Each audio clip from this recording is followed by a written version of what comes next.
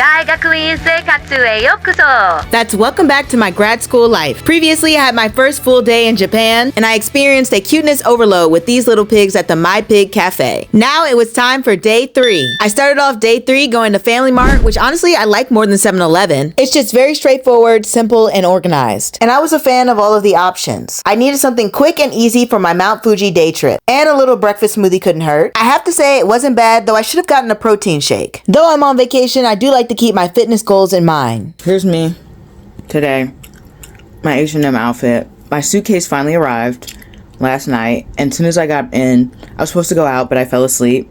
We're going to Mount Fuji. We're going on a little tour bus.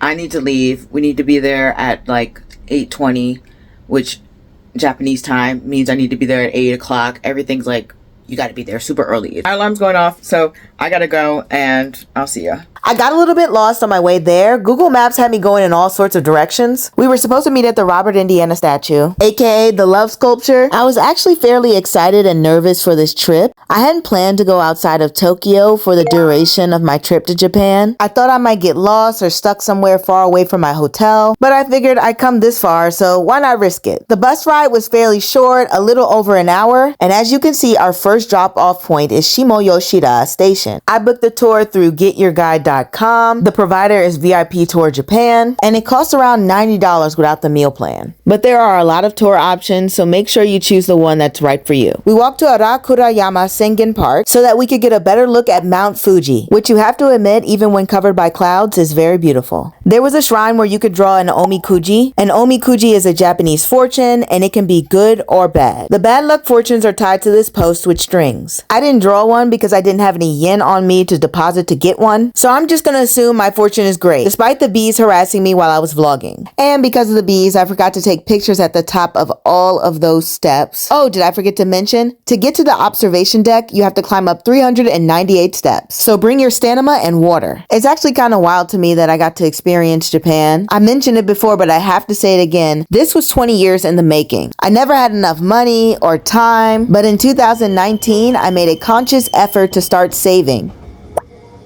And little by little, my savings account grew. And that goes to one of my personal beliefs, that a little goes a long way. But none of that matters now because I got student loans galore and they are just racking up debt. So I'm gonna savor these beautiful moments while I can before the anxiety of paying these loans back sets in. Life is filled with so many extreme highs and lows. You have to seize the day when you can. So after taking in the views of this random lake that we were at, I went to the gift shop, which featured plenty of lavender products and other interesting items. Would you try this? I know this is a shocking statement for me, but I wasn't really in a food mood, so I didn't buy much. But I got these grape cookies for my family and they love them. But the store had all sorts of interesting souvenirs. But I have to say the main highlight of this lake has to be the ice cream. I got the lavender and blueberry flavor, which I swiftly gobbled up as I made my way back to the tour bus. Our next stop was a restaurant near Lake Kawaguchi. Those who bought the lunch package went to the restaurant I just showed you, while others like me went exploring and took in the views. I think my next trip to Japan, I'm gonna try to go more to the countryside because I can literally make a whole vlog on how scenic everything looks. And not to mention that quiet. Can you hear it?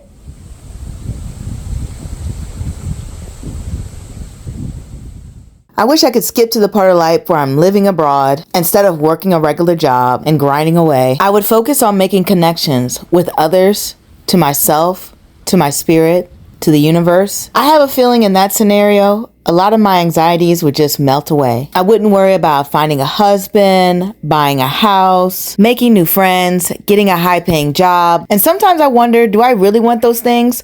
Or is it just societal pressure and socialization? Because I'm starting to think my therapist was right when she said, I'm a free spirit. Don't get me wrong, I do like my comforts, like having enough money to buy whatever food I want at this 7-Eleven. Especially this white water, I'm addicted to it. All I'm saying is sometimes being human is exhausting. Our last stop on the tour was this traditional Japanese village. It really seemed like it was in the middle of nowhere surrounded by mountains. I definitely think with this trip you get your money's worth because you get to see and experience a great deal in one day. When I first saw that it was a 10-hour tour, I was a little bit hesitant because I didn't want to be stuck somewhere hours on end bored to death. But luckily that wasn't the case. For the most part, time seemed to fly by, and it just gave me more time to think about how I envision my future, which is a wild statement considering I've been unemployed for over a year year. I feel like that period of unemployment was time to rethink and refocus. Same with getting into my first relationship. Both gave me the opportunity to really understand my needs. Like how I really don't want a full-time job. I'd rather just work part-time for the rest of my life. And what my relationship taught me is I need somebody who is more creative, adventurous, and extroverted, and somebody who's been to therapy. Self-awareness is a must.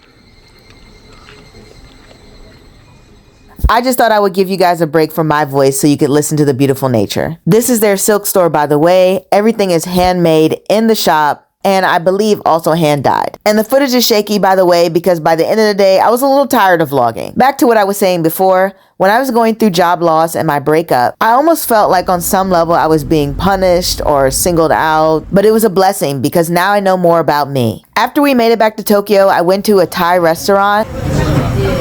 I got myself a non-alcoholic sangria. The drink wasn't that great, but since I transitioned to rarely drinking alcohol, I figured the drink was worth the shot. This meal was the perfect way to end the night after a long day. Once I finished, I headed back to my hotel, hit the onsen, and then went to bed. And that was my second full day in Japan. Au revoir.